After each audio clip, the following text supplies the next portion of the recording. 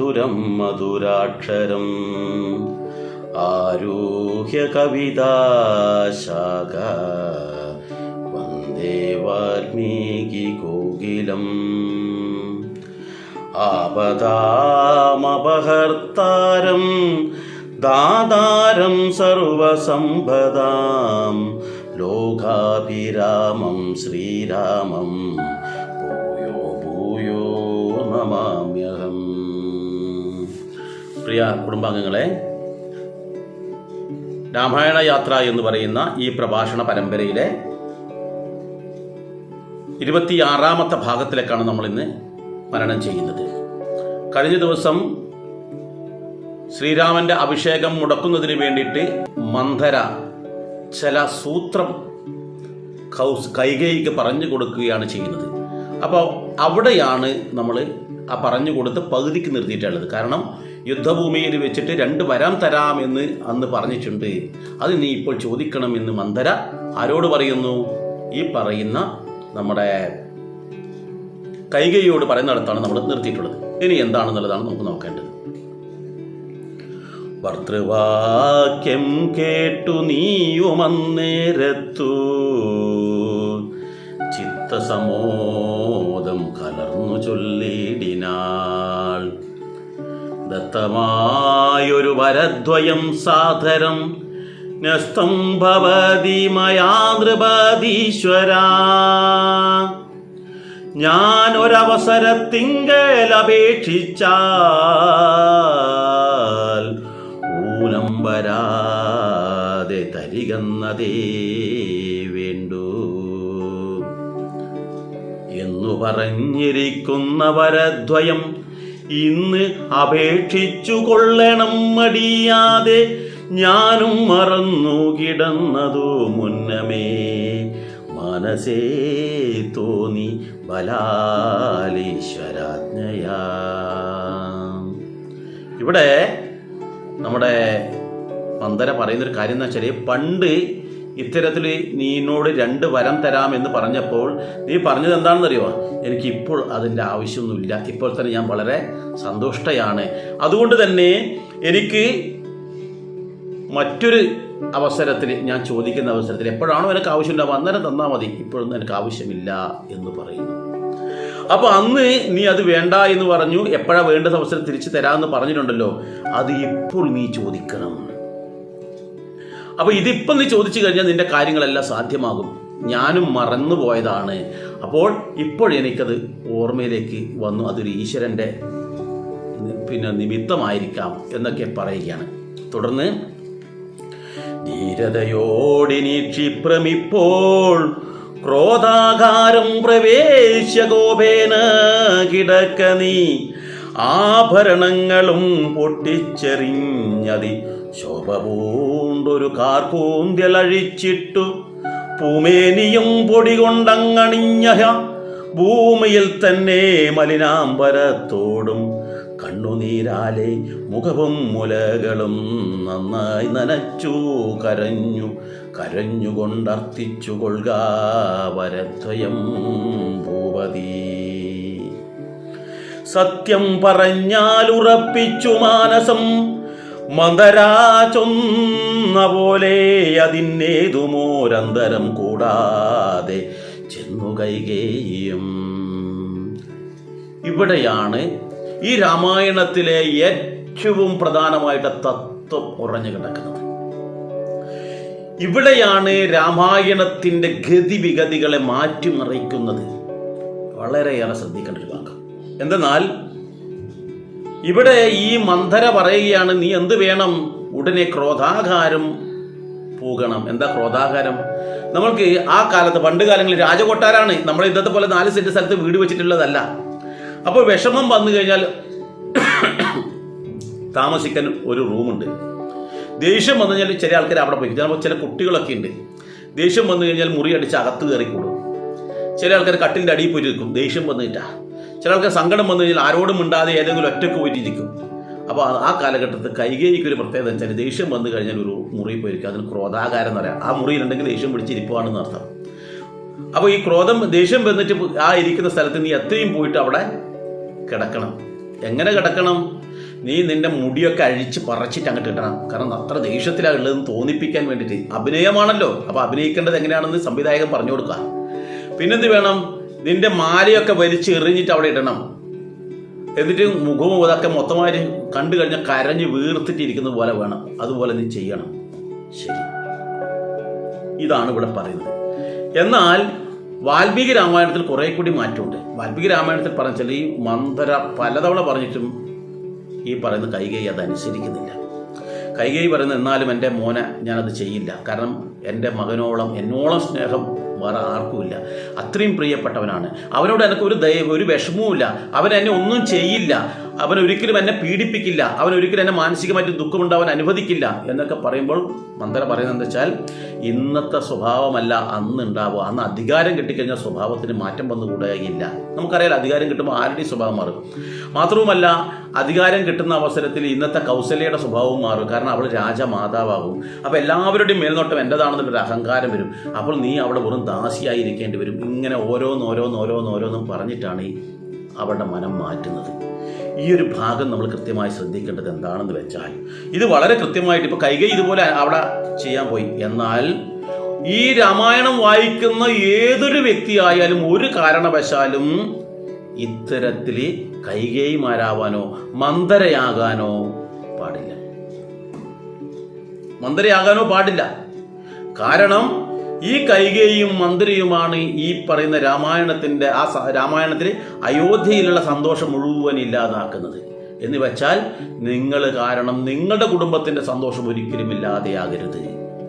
ഒന്നാമത്തെ കാര്യം, നമ്മുടെ വാക്കുകൊണ്ടോ നമ്മുടെ പ്രവൃത്തി കൊണ്ടോ നമ്മുടെ കുടുംബത്തിനെന്നല്ല സമൂഹത്തിനെന്നല്ല ഈ പ്രകൃതിയിൽ ഒന്നിനും ദോഷമുണ്ടാകരുത്. അതാണ് ഏറ്റവും വലിയ ഈശ്വരീയ ധർമ്മം.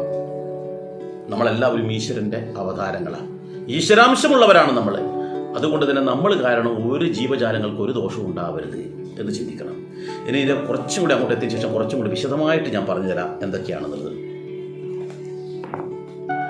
പദ്യമിതൊക്കെ തനിക്കൊന്നു കൽപ്പിച്ചു ചിത്തമോഹേന കോപാലയം മേവിനാൾ കൈകേയി മന്ദരയോടു ചൊന്നാളിനി രാഘവൻ കാനനത്തിന്നു പോകോളവും ഞാനിവിടെ കിടന്നിടുവിന്നല്ലായിൽ പ്രാണനെയും കളഞ്ഞിടുവൻ നിർണയം. ഭൂപരിത്രാണാർത്ഥമിന്നു ഭരതനും ഭൂപതി ചെയ്താൻ അഭിഷേകമെങ്കിൽ ഞാൻ വേറെ നിനക്കു ഭോഗാർത്ഥമായി നൽകുവാൻ 100 ദേശങ്ങൾ അതിനില്ല സംശയം. ഏതും ഇതിനൊരിളക്കം വരായെങ്കിൽ നീ ചേതസി ചിന്തിച്ച കാര്യം വരും ദൃഢം എന്നു പറഞ്ഞു പോയിടിനാൾ മന്ദര. പിന്നെയാവണ്ണം അരിഷ്ടിച്ചു രാജ്ഞിയും. ധീരനായേറ്റം ദയാനീതനായി ഗുണാചാര സംയുക്തനായി നീതിജ്ഞനായി നിജ ദേശിക വാക്യസ്ഥിതനായി സുശീലനായി ആശയാശുദ്ധനായി വിദ്യാനിരതനായി ശിഷ്ടനായുള്ളവനെന്നിങ്ങിരിക്കലും ദുഷ്ടസംഗം കൊണ്ടു കാലാന്തരത്തിനാൽ സജ്ജനാനിധ്യനായി വന്നുകൂടും ദൃഢം ദുർജന സംസർഗമേറ്റമകലവേ വർജിക്ക വേണം പ്രയത്നേന സൽപുമാൻ. കഞ്ചളം പറ്റിയാൽ സ്വർണവും നിഷ്പ്രഭം. ഇവിടെ നോക്കൂ, ഇവിടെ വളരെ കൃത്യമായി പറയുന്നു, നമ്മൾ ആരോടൊപ്പമാണ് കൂട്ടുചേരുന്നത് അതിനനുസരിച്ചിട്ടുള്ള ഫലമാണ് നമുക്ക് കിട്ടുക. എന്താണ് നേരത്തെ പറഞ്ഞു, മുല്ലപ്പൂമ്പൊടി ഏറ്റുകിടക്കും കല്ലിനും ഉണ്ടാം സൗരഭ്യം. നമ്മൾ ഒരു കള്ളുകൂടിയും കഞ്ചാവ് ലഹരി ഒക്കെ ഉപയോഗിക്കുന്ന ഒരാളപ്പരാണ് നമ്മൾ കൂട്ടുകൂടിയെങ്കിൽ നമ്മൾ അതിൽ അടിപ്പെട്ടു പോകും. ഇല്ലെങ്കിൽ നാളെ അവർ പോലീസ് പിടിച്ചു കഴിഞ്ഞാൽ അതിന് നമ്മളൊരു പങ്കാളി കേസിനുള്ള ഒരു പങ്കാളിയായി മാറും. കാരണം നിങ്ങൾ ഇവരുമായിട്ട് കമ്പനി കൂടിയത് എന്താണ് നിങ്ങൾ ഇവരുമായിട്ട് ഇടപാട് എന്ന് ചോദിച്ചുകൊണ്ട് നമ്മൾ കോടതിയിൽ കയറേണ്ടി വരും, അല്ലെങ്കിൽ പോലീസ് സ്റ്റേഷനിൽ പോകേണ്ടി വരും അവരെ കൂട്ടുകെട്ട്. ഇനി നമ്മൾ മോശക്കാരനായാലും നല്ല ആൾക്കാരായിട്ടാണ് കൂട്ടുകൂടുന്നുണ്ടെങ്കിൽ നമ്മൾക്കെപ്പോഴും നന്മ മാത്രമേ ഉണ്ടാകൂ. അവരപ്പുറം കൂടിയിട്ട് നമ്മുടെ സ്വഭാവത്തിൽ പോലും ആ നന്മയുടെ ഗുണം ഉണ്ടാകും എന്നർത്ഥം. അപ്പോൾ അതൊരു കാര്യം. പിന്നെ അതുപോലെ തന്നെ വേറൊരു കാര്യം എന്താണെന്ന് വെച്ചാൽ, നമ്മൾ ഇവിടെ കൈകേയി മന്ധര എന്ന് പറയുന്ന ഏറ്റവും പരദൂഷണം പറയുന്ന ഒരാളായിട്ടാണ് കൂട്ടുകൂടിയില്ലേ. ശരീരം കൊണ്ടും സ്വഭാവം കൊണ്ടും വികലയാണ് അവൾ. അങ്ങനെയുള്ള ഒരാളായിട്ടാണ് കൂട്ടുകൂടിയിട്ടുള്ളത്. അപ്പോൾ അതിൻ്റെ ഗുണം എന്തായാലും കൈകേയിക്കും ഉണ്ടാകും. നമ്മളെപ്പോഴും ചിന്തിക്കേണ്ടത് വെച്ചാൽ നമുക്കൊരു കാരണവശാലും അങ്ങനെ ഉണ്ടാവരുത് എന്നർത്ഥം. സ്വർണം വളരെ പവിത്രമാണ്, കാണാൻ വളരെ വിലയുള്ളതാണ്, ഒക്കെയാണ്. അത് ചളിയിൽ വീണ് കഴിഞ്ഞാൽ അതിനെ ആരും തിരിച്ചറിയില്ല. പലരും ചവിട്ടി ഒടിച്ചങ്ങ് പോകും. സ്വർണമാണ്. നിങ്ങളെല്ലാവരും തന്നെ സ്വർണത്തിന് തുല്യമാണ്, പരിശുദ്ധമാണ്, മനസ്സും ശരീരവും എല്ലാമാണ്. പക്ഷെ നിങ്ങളുടെ കൂട്ടുകെട്ട്, നിങ്ങളുടെ ചിന്തകളും നിങ്ങളുടെ കൂട്ടുകെട്ടുകളും ഇതുപോലത്തെ അഴുക്ക് പിടിച്ചതാണെങ്കിൽ നിങ്ങളെയും എല്ലാവരും അതേ കണ്ണിലൂടെ കാണും. നിങ്ങൾക്ക് നിങ്ങളുടെ വിലയില്ലാതെയാകും, സമൂഹത്തിന് വിലയില്ലാതാകും, മറ്റുള്ളവരുടെ കുറ്റത്തിന് അല്ലെങ്കിൽ മറ്റുള്ളവർ പറയുന്ന കുറ്റത്തിന് പാത്രമാകേണ്ടി വരും. നിങ്ങളെല്ലാവരും പരദൂഷണം പറയും, നിങ്ങളെല്ലാവരും കുറ്റപ്പെടുത്തും. കാരണം എന്താ? നിങ്ങളുടെ ചിന്തകളും നിങ്ങളുടെ കൂട്ടുകെട്ടും എങ്ങനെയാണോ അതുപോലെ ഇരിക്കും. നമ്മൾ ആരാകണമെന്ന് നമുക്ക് ഇപ്പോൾ ചിന്തിച്ചിട്ട് ഇപ്പോൾ വേണമെങ്കിൽ മാറ്റം വരുത്താം. മുമ്പത്തതൊക്കെ അവിടെ നിൽക്കട്ടെ, ഇന്ന് മുതൽ മാറ്റം വരുത്താം. അപ്പോൾ ഇവിടെ പറയുന്ന പ്രധാനമായൊരു കാര്യം എന്താ വെച്ചാൽ, ഇവിടെ ഈ പറയുന്ന മന്ധര ഒരു പരദൂഷണം കൊണ്ടുവന്നു. ഈ പരദൂഷണം കൊണ്ടുവന്ന സമയത്ത് അത്ര വരെ സുഖസമൃദ്ധിയിൽ നിന്നതാണ് ആര്? കൈകേയി. ഒരു പ്രശ്നവുമില്ല. അയോധ്യയിൽ എപ്പോഴും സന്തോഷം മാത്രമേ ഉണ്ടായുള്ളൂ. കാരണം എന്താ പറഞ്ഞിരിക്കുന്നത് അറിയോ? വിഷ്ണു ലോകത്തുള്ള ആ സാക്ഷാൽ മഹാവിഷ്ണുവും മഹാലക്ഷ്മിയും എങ്ങനെയാണോ അതുപോലെയാണ് ഇവിടെ അയോധ്യയിൽ എല്ലാവരും കഴിയുന്നത് എന്ന് പറയാം. വൈകുണ്ഠം പോലെ ശോഭിച്ചു എന്ന് പറയാം. അപ്പോൾ അവിടെയാണ് മധുരമുള്ള പാൽപ്പായസം വെച്ചിട്ട് അതിലൊരു തുള്ളി മണ്ണെണ്ണ ഒഴിച്ചതുപോലെ ഈ മന്ധര വന്ന് കടന്നു ചേരുന്നു. ആ മന്ധരയുടെ വാക്ക് കേട്ടിട്ടാണ് അതുവരെയുള്ള തൻ്റെ പ്രിയപ്പെട്ട മകനായ ശ്രീരാമനെയും പ്രിയപ്പെട്ട സഖിമാരായിട്ടുള്ള കൗസല്യയെയും, ചേട്ടത്തിയാണ് കൗസല്യയും, അതുപോലെ സുമിത്രയും എല്ലാവരും മറന്നു. അവരെ മക്കളെയും മറന്നു. തൻ്റെ പ്രിയതമനായ രാജാവിൻ്റെ അവസ്ഥയെക്കുറിച്ച് പോലും ചിന്തിക്കാതെ ആ വാക്ക് കേട്ട് അതിനനുസരിച്ച് നമ്മൾ പ്രവർത്തിക്കുന്നു. നിങ്ങൾ ആലോചിച്ച് നോക്കൂ. നമ്മുടെ കുടുംബത്തിൽ ഭാര്യയും ഭർത്താവും നല്ല സന്തോഷവതിയായിട്ട് നല്ല സന്തോഷത്തോട് കഴിയുന്ന അവസരത്തിലായിരിക്കും ഭാര്യയോട് പറയുന്നത്, നിൻ്റെ ഭർത്താവുണ്ടല്ലോ, ഇത് മിനിഞ്ഞാന്ന് വേറൊരു സ്ത്രീയോട് അവിടെ നിന്ന് വർത്തമാനം പറയുന്നുണ്ടേ, ഭർത്താവിനൊക്കെ പറയുമ്പോൾ എന്തോ ഒരു അപാകത തോന്നുന്നുണ്ട്, അതുകൊണ്ട് നീ ശ്രദ്ധിച്ചേ എന്ന് പറയുമ്പോൾ ഈ ഭാര്യയുടെ മനസ്സിൽ ഇങ്ങനെ ചിന്ത വന്നു, എൻ്റെ ഭർത്താവിന് അങ്ങനെ എന്തുകൊണ്ടോ എന്ന്. അപ്പോൾ ആ ഭാര്യ ചിന്തിക്കണമെന്ന് വെച്ചാൽ, എൻ്റെ ഭർത്താവിനെ എനിക്കറിയാം, എന്നെ ആരെന്ത് പറഞ്ഞാലും അയാൾക്ക് എന്നോട് സ്നേഹമുള്ളതാണ്, അയാളെ ഞാൻ അറിയുമ്പോൾ ഇവരറിയില്ലല്ലോ, എൻ്റെ ഭർത്താവിനെ പറ്റിയുള്ള കുറ്റങ്ങളും കുറവൊന്നും എനിക്ക് കേൾക്കണ്ട. കാരണം അവർ എനിക്ക് നല്ല ഭംഗിയായിട്ട് എന്നെ സംരക്ഷിക്കുന്നുണ്ട്, എൻ്റെ കാര്യങ്ങളെല്ലാം നോക്കുന്നുണ്ട്, എന്നോട് സ്നേഹത്തിലൂടെ പെരുമാറുന്നുണ്ട്, അതിൽ ഇതുവരെ ഒരു കോട്ടവും തെറ്റിയിട്ടില്ല. ഇനി അത് നമ്മൾ തമ്മിൽ തെറ്റിയിട്ട് അവരങ്ങനെ സന്തോഷിക്കണ്ട എന്ന ചിന്ത നമ്മൾ വേണം. അതിന് പകരം അവരുടെ വാക്കിൻ്റെ പുറകെ പോയി അവരറിയാതെ അവരെ വാച്ച് ചെയ്യാൻ പോയി, അപ്പോൾ അതിൻ്റെ പുറകെ പോയിട്ട് വേറെ എന്തെങ്കിലും തരത്തിൽ ഇതായി കഴിഞ്ഞാൽ ചിലപ്പോൾ വിവാഹബന്ധം വരെ നഷ്ടപ്പെടും. ഇതുപോലെ തന്നെയാണ് സ്ത്രീകളെക്കുറിച്ചും. പലരും പറയും, നിൻ്റെ ഭാര്യയെ അവിടെ കണ്ടു, നിൻ്റെ ഭാര്യ ഇവിടെ കണ്ടു, നിൻ്റെ ഭാര്യ വേറൊരാളുടെ വർത്തമാനം പറയുന്നത് കണ്ടു, ഏത് സമയത്തും ഫോണിലാണ്, ആ ഫോണിൽ ഇങ്ങനെ ചെയ്യുന്നുണ്ട്. ഇതൊക്കെ പറയുമ്പോൾ ഭർത്താവിനും ആകെ ടെൻഷനായി. ഏതെങ്കിലും ഒരു അവസരത്തിൽ ചിലപ്പോൾ തുടർച്ചയായിട്ട് ഇതിപ്പോൾ ഒരു അനുഭവം പറയാൻ വെച്ചാൽ, കഴിഞ്ഞ ഒരു മാസം മുന്നേ ഒരാൾ എൻ്റെ അരികിലേക്ക് വന്നു. ചിലപ്പോൾ അവർ ഈ വീഡിയോ കാണുന്നുണ്ടാവാം. എൻ്റെ ഈ വീഡിയോ കണ്ടിട്ടാണ് അവരെൻ്റെ അരികിലേക്ക് വരുന്നത്.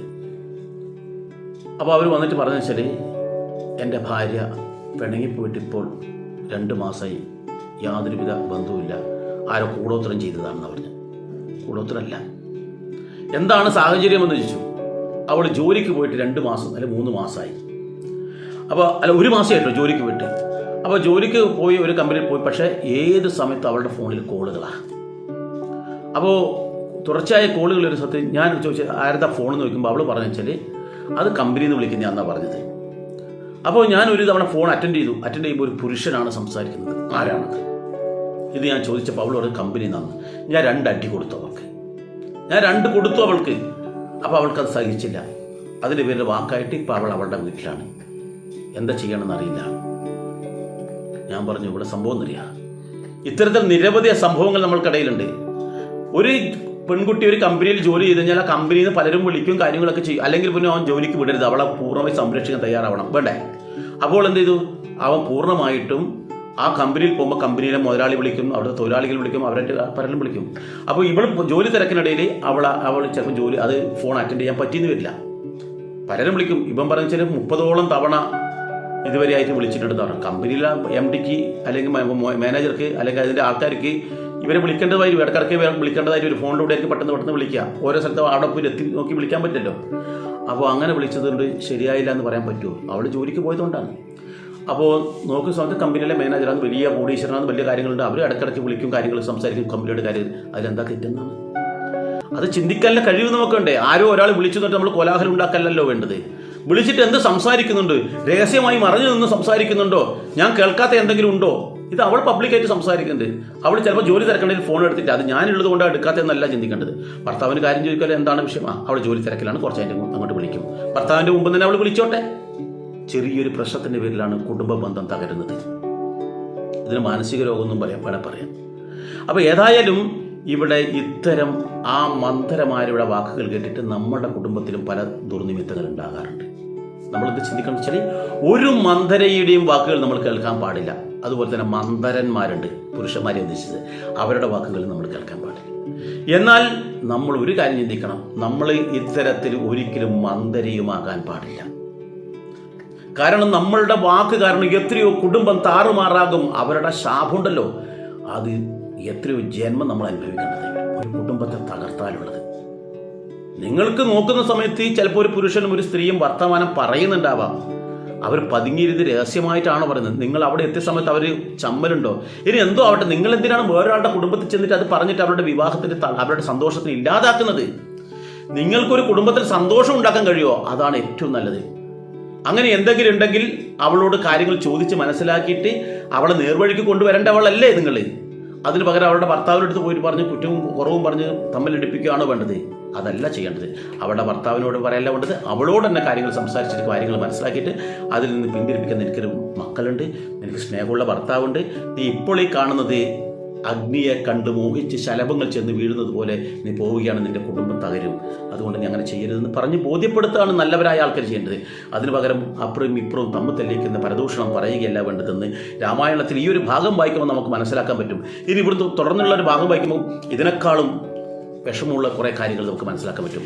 പുരുഷന്മാർ ശ്രദ്ധിക്കേണ്ട കുറേ കാര്യങ്ങളുണ്ട് ഇനിയുള്ള ഭാഗങ്ങളിൽ, അതുപോലെ സ്ത്രീകൾ ശ്രദ്ധിക്കേണ്ടതായ കുറേ കാര്യങ്ങളുണ്ട്.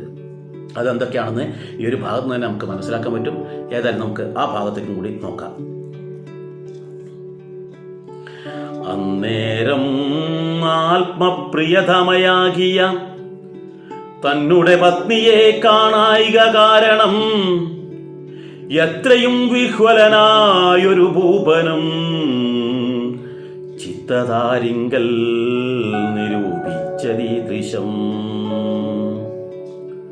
മന്ദിരം തന്നിൽ ഞാൻ ചെന്നുകൂടും വിധൗ മന്ദസ്മിതം ചെയ്തരികെ വരും പുര സുന്ദരിയാം അവളിന്നെങ്ങു പോയിനാൾ മന്ദമാകുന്നതൻ ഉന്മേഷമാനസേ. ചൊല്ലുവിൻ ദാസികളെ ഭവസ്വാമിനി കല്യാണഗാത്രി മറ്റെങ്ങു പോയിടിനാൾ. ഏവം നരപതി ചോദിച്ച നേരത്തു ദേവി തന്നാളികളും പറഞ്ഞിടിനാർ. ക്രോധാലയം പ്രവേശിച്ചതിൻ മൂലം ഏതും അറിഞ്ഞില്ല ഞങ്ങളോ മന്നവാ. തത്ര ഗത്വാ നിന്തിരൂപടി ദേവിതൻ ചിത്തം അനുസരിച്ചിടുക വൈകാതെ എന്നതു കേട്ടു ഭയേന മഹീപതി ചെന്നങ്ങരീകത്തിരുന്നു സസംഭ്രമം. മന്ദമന്ദം തലോടി തലോടി പ്രിയേ സുന്ദരീ ചൊല്ലുചൊല്ലെന്തിതൂ വല്ലഭേ.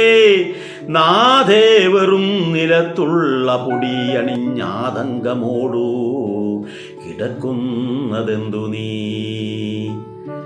ചേതോ വിമോഹന രൂപേ ഗുണശീലേ ഖേദമുണ്ടായതെന്തന്നോടു ചൊൽകടോ. മൽപ്രജാവൃന്ദമായുള്ളവരാരുമേ വിപ്രയം ചെയ്യുകയുമില്ല നിനക്കടോ. നാരികളോ നരന്മാരോ ഭവതിയോടാരൊരു വിപ്രയം ചെയ്തതു വല്ലവേ. ദണ്ഡനെന്നാകിലും വന്ധ്യനെന്നാകിലും ദണ്ഡം എനിക്കതിന്നില്ല നിരൂപിച്ചാൽ. നിർധനനത്രയും ഇഷ്ടൻ നിനക്കെങ്കിൽ അർത്ഥപതിയാക്കി വൈപ്പനവേനെ ഞാൻ. അർത്ഥവാനേറ്റം അനിഷ്ടൻ നിനക്കെങ്കിൽ നിർധനനാക്കുവേനെന്നും അവേനെ ഞാൻ. വദ്യനെ നൂനമാവദ്യനാക്കിയിടുവൻ വദ്യനാക്കിയിടാമവദ്യനെ വേണ്ടുകിൽ. നൂനം നിനക്കാദീനം മമ ജീവനം മാനിനി ഖേദിപ്പതിനെന്തു കാരണം. മൽപ്രാണനേക്കാൾ പ്രിയതമനാകുന്ന ഇപ്പോൾ എനിക്കു മൽപുത്രനാം രാഘവൻ. അങ്ങനെയുള്ള രാമൻ മമനന്ദനൻ മംഗലശീലനാം ശ്രീരാമനാണ് ഞാൻ. അങ്കനരത്നമേ ചെയ്യുവാൻ തവഹിതം ഇങ്ങനെ ഖേദിപ്പിക്കായികമാം വല്ലഭേ. നോക്കൂ, ഇവിടെയാണ് ദശരഥന് പറ്റുന്ന ഏറ്റവും വലിയ അബദ്ധം എന്ന് വേണം പറയാൻ. ദശരഥൻ ചെയ്തിട്ടുള്ള ഏറ്റവും വലിയ അബദ്ധം. ഇത്തരത്തിൽ ഒരബദ്ധവും ഒരു പുരുഷനും ഒരു സ്ത്രീക്കും പറ്റരുത്. ഇവിടെ എന്താ സംഭവിച്ചിരിക്കുന്നത്? നേരം പുലർന്നു, ദശരഥൻ കൈകേയിയുടെ അന്തഃപുരത്തിലേക്ക് വരികയാണ്. ഈ സംഭവങ്ങളെല്ലാം കഴിഞ്ഞതിന് ശേഷം മന്ദര പോയി. അതിനുശേഷം ദശരഥൻ മെല്ലെ ഈ അന്തഃപുരത്തിലേക്ക് വരുന്നു. അപ്പോൾ അന്തഃപുരത്തിലേക്ക് വരുന്ന സമയത്ത് കൈകേയിയെ കാണുന്നില്ല. എന്തേ കൈകേയിയെ കാണാത്തത്? ആകെ ചിന്തയായി. സാധാരണഗതിയിൽ ദശരഥൻ വരുന്ന സമയത്ത് പുഞ്ചിരിച്ചും കൊണ്ട് സ്നേഹപൂർവ്വം വന്ന് കെട്ടിപ്പിടിച്ച് ആനയിച്ചു കൊണ്ട് പോകുന്ന കൈകേയിയെ കാണുന്നില്ല. കൈകേയിയോട് എന്തെന്നില്ലാത്ത ഒരു സ്നേഹമാണ് ദശരഥന്. ഒന്ന്, പ്രായമേറെയായി, വയസ്സനാണ്. എന്നാലും വയസ്സനായാലും അയാളെ തൃപ്തിപ്പെടുത്തുന്ന വിധത്തിലാണ് കൈകേയിയുടെ എല്ലാ സ്വഭാവങ്ങളും, എല്ലാം കൊണ്ടും. മാത്രവുമല്ല, ഏത് സമയത്തും അതീവ സുന്ദരിയാണ് ഇവൾ, നല്ലതുപോലെ മുടിയുള്ളവളാണവൾ. അവളെ ഏതൊരാൾ കണ്ടാലും നോക്കി നിന്നു പോകുന്ന അത്ര സൗന്ദര്യമാണ്. അതുകൊണ്ട് തന്നെ അവളുടെ സംസാരങ്ങളോ ആരെയും തൻ്റെ ചൊൽപ്പടിയിൽ നിർത്താനുള്ള വാക്ചാതുര്യമുള്ളവളാണ്. അതുകൊണ്ട് തന്നെ വളരെ മനോഹരമായി സംസാരിച്ചും കൊണ്ട് തന്നെ ഈ ദശരഥനെ തൻ്റെ കൈപ്പിടിയിലാണ് ഈ പറയുന്ന കൈകേയിയുള്ളത്. കൈപ്പിടിയിലാണുള്ളത് കൈകേയിയുടെ. അപ്പോൾ ആ കൈകേയി ഒരു നിമിഷം പോലും പിരിഞ്ഞിരിക്കാൻ ഈ ദശരഥന് കഴിയില്ല. വൃദ്ധനായാലും അവളെ കാണാതിരിക്കാൻ വളരെ ബുദ്ധിമുട്ടാണ്. എപ്പോഴെങ്കിലുമാണ് ഈ പറയുന്ന കൗസല്യയുടെയും സുമിത്രയുടെയും ഒക്കെ അരികിലേക്ക് എത്തുക. അപ്പോൾ അങ്ങനെയുള്ള ദശരഥൻ തോന്നി, ഇതെന്തേ ഞാൻ വരുന്ന സമയത്ത് എപ്പോഴും ഓടിയെത്തി എന്നെ സ്വീകരിച്ചു കൊണ്ടുപോകുന്ന എൻ്റെ പ്രിയ പത്നിയെ കാണുന്നില്ലല്ലോ, അല്ലെങ്കിൽ എൻ്റെ പ്രിയ ധമയെ കാണുന്നില്ലല്ലോ എന്നുള്ള ചിന്ത അയാളുടെ മനസ്സിൽ ഇങ്ങനെ കൂടി വന്നു. എല്ലാ സ്ഥലത്തും അവൾ നോക്കി, ബെഡ്റൂമിൽ നോക്കി, അടുക്കളയിലേക്ക് നോക്കി, അങ്ങനെ ഓരോ ഭാഗത്തേക്ക് ഇങ്ങനെ നോക്കി, എവിടെയാണ് എൻ്റെ പ്രിയതമയുള്ളത് എന്ന്. എവിടെയും കാണാത്തത് കണ്ട് ഉടൻ തന്നെ അവിടുത്തെ ദാസികൾ, ഇവിടെ പറയുന്നു ദേവി തന്നെ ആളികൾ എന്നാണ് പറയുന്നത്. ആളി എന്ന് പറഞ്ഞാൽ വള്ളി, അല്ലെങ്കിൽ ഒന്നിച്ചു ഉള്ള ആൾക്കാർ, സഖികൾ അല്ലെങ്കിൽ ദാസികൾ, എപ്പോഴും ഈ കൈകേയിയുടെ ഒന്നിച്ച് നടക്കുന്ന സ്ത്രീകൾ.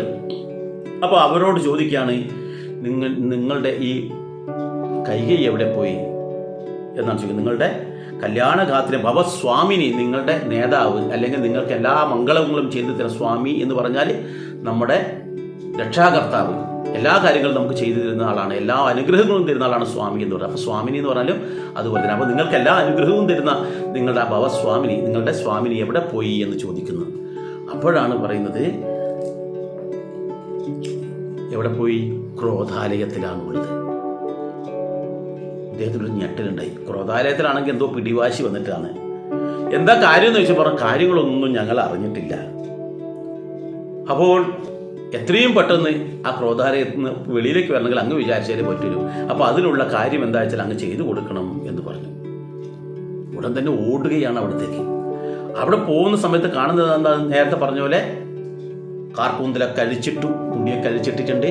അതുപോലെ തന്നെ ആഭരണങ്ങളെല്ലാം പൊട്ടിച്ചെറിഞ്ഞിട്ടുണ്ട്. അതുപോലെ തന്നെ ആ നിലത്താണ് വീണ് കിടക്കുന്നത്. കട്ടിലുണ്ടായിട്ട് നിലത്ത് വീണ് കിടക്കുന്നു, ആ മണ്ണിൽ ഇങ്ങനെ വീണ് കിടക്കും പോലെ കിടക്കുന്നു. ഡ്രസ്സൊക്കെ ഇങ്ങനെ അഴിച്ചിട്ടതുപോലെയുണ്ട്, മുഖെല്ലാം കരഞ്ഞ് വീർത്തിട്ട് നിൽക്കുന്നു. ഇത് കണ്ടപ്പോൾ അദ്ദേഹത്തിൻ്റെ ഹൃദയം അങ്ങ് പൊടിഞ്ഞുപോയി. നമുക്കുണ്ടാവും, നമ്മൾ വേണ്ടപ്പെട്ട ഒരാൾക്ക് ഈ ഒരു അവസ്ഥ കാണുമ്പോൾ നമുക്കും ഉണ്ടാവും അത്തരത്തിൽ. അപ്പോൾ അദ്ദേഹത്തിന് ആകെ വിഷമായി. എന്നിട്ട് പറയുകയാണ്, നാദേ വെറും നിലത്തുള്ള പൊടിയണിഞ്ഞാതങ്കമോടു കിടക്കുന്നതെന്തു നീ, ചേതോ വിമോഹന രൂപേ ഗുണശീലേ, ഖേദമുണ്ടായതെന്നോട് ചൊൽകടോ. നീ എന്തിനാണ് ഇങ്ങനെ കിടക്കുന്നത്? നിനക്ക് എന്ത് പ്രയാസമാണ് ഉണ്ടായിട്ടുള്ളത്? നീ എന്നോട് പറയൂ. നിന്റെ വേണ്ടപ്പെട്ട ആളല്ലേ ഞാൻ, നിന്റെ ഏത് കാര്യവും സാധിച്ചു തരാൻ കഴിവുള്ള ആളല്ലേ, നീ എന്നോട് പറയൂ, നീ എന്തിനാണ് ഇങ്ങനെ വിഷമിച്ച് കിടക്കുന്നത് എന്ന് ചോദിക്കുകയാണ്. വളരെ കരഞ്ഞുകൊണ്ട് വിഷമത്തോട് കൂടി ചോദിക്കുകയാണ് ഇവിടെ പറയുന്നത്. എന്നിട്ട് പറയാണ്, നിനക്ക് ആരാണ് ഈ ബുദ്ധിമുട്ടുണ്ടാക്കിയിട്ടുള്ളത്? നിനക്ക് വിഷമമുണ്ടാകുന്ന കാര്യം ചെയ്തതാരാണ്? ഏതൊരാളായാലും അവർക്ക് വേണ്ടുന്ന ശിക്ഷ ഞാൻ കൊടുത്തോളാം. അത് സ്ത്രീകളാണോ പുരുഷന്മാരാണോ ആരായാലും വേണ്ടില്ല, അവർക്ക് വേണ്ടുന്ന നമുക്ക് ശിക്ഷ കൊടുക്കാം. നീ അതൊന്നും വിഷമിക്കണ്ട. അവർ കുറ്റക്കാരനാണെങ്കിൽ അവരെ വധിക്കാൻ പോലും ഞാൻ തയ്യാറാണ് എന്ന് പറയുകയാണ്. അല്ല, വേറെ ഏതെങ്കിലും തരത്തിലുള്ള ദോഷം ചെയ്ത ആൾക്കാരാണെങ്കിൽ ആ ദോഷമല്ല ഇല്ലാതാക്കുന്ന തരത്തിലുള്ള കർമ്മങ്ങൾ ഞാൻ ചെയ്തോളാം, നീ അതുകൊണ്ട് എന്തായാലും എന്നോട് പറയൂ എന്ന് പറയുകയാണ്. അവരതിനെക്കുറിച്ച് കുറച്ച് കൂടുതലായിട്ട് ഇദ്ദേഹത്തിൻ്റെ വിഷമവും കാര്യങ്ങളൊക്കെ അങ്ങോട്ടും ഇങ്ങോട്ടും പറയുകയാണ്. അപ്പോൾ പലതും പറഞ്ഞിട്ടും അവൾ അനങ്ങിയില്ല.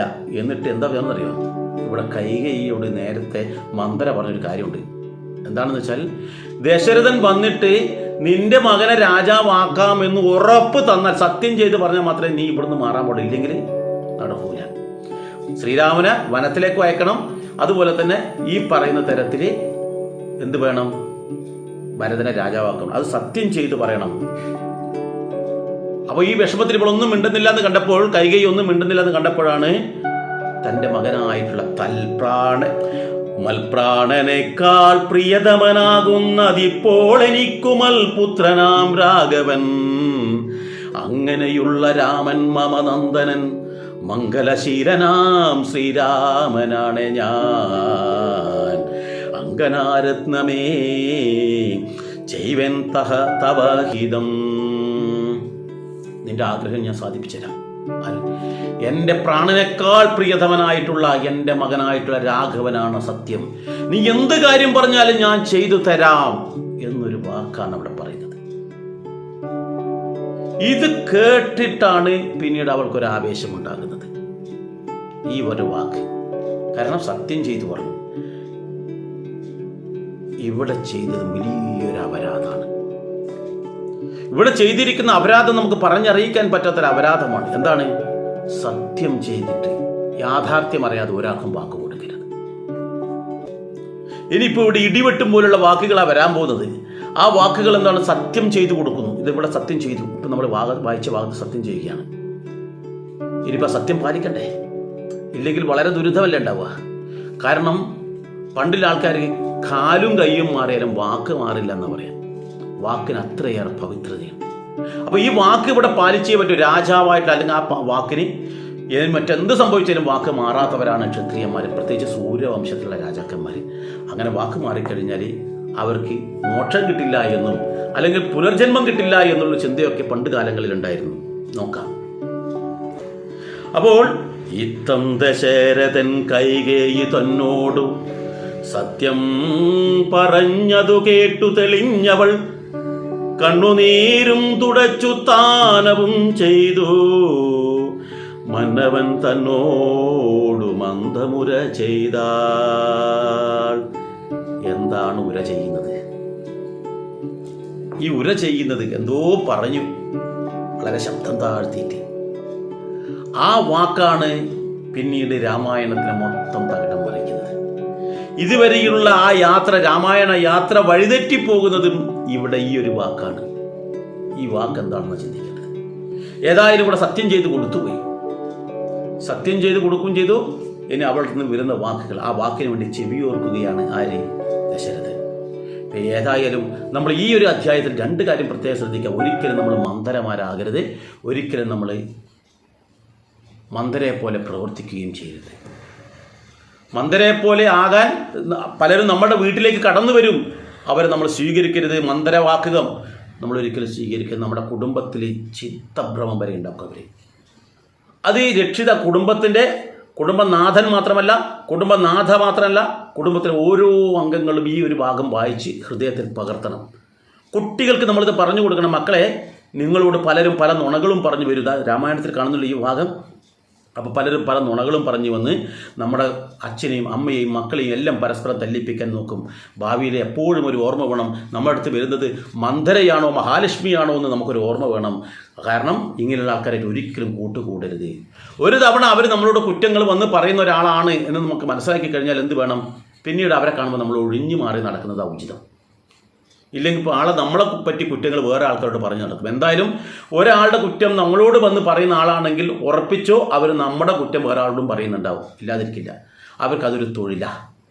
അതുകൊണ്ട് നമ്മൾ ഒരിക്കലും മന്ദരന്മാരെ അടുപ്പിക്കരുത്. നമ്മളൊരിക്കലും തന്നെ മന്ദരയാകരുത്, മന്ദരന്മാരാകരുത്. ഈ ഒരു കാര്യം പ്രത്യേകം നമ്മൾ ഓർക്കണം. അത് ജീവിതത്തിൽ പകർത്തണം.